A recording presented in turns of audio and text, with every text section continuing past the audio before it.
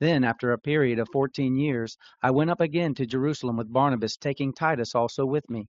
I went up by revelation, and I laid before them the gospel which I preach among the Gentiles, but privately before those who were respected, for fear that I might be running, or had run in vain. But not even Titus, who was with me, being a Greek, was compelled to be circumcised. This was because of the false brothers secretly brought in, who stole in to spy out our liberty which we have in Christ Jesus, that they might bring us into bondage, to whom we gave no place in the way of subjection, not for an hour, that the truth of the gospel might continue with you.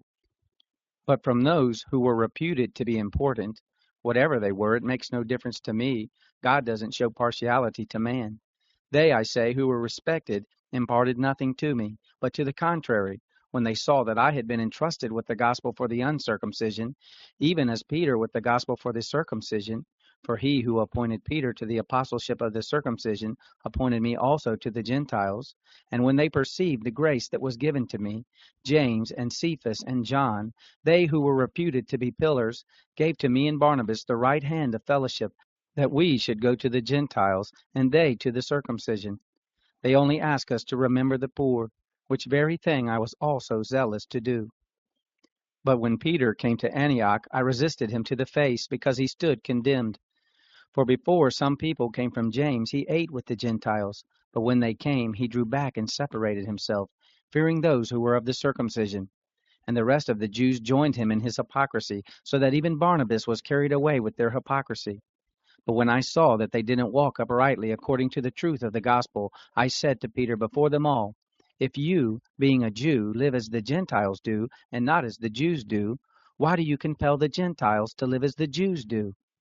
We, being Jews by nature, and not Gentile sinners, yet knowing that a man is not justified by the works of the law, but through the faith of Jesus Christ, even we believed in Christ Jesus, that we might be justified by faith in Christ, and not by the works of the law, because no flesh will be justified by the works of the law.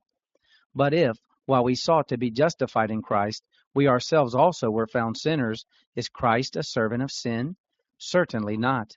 For if I build up again those things which I destroyed, I prove myself a lawbreaker.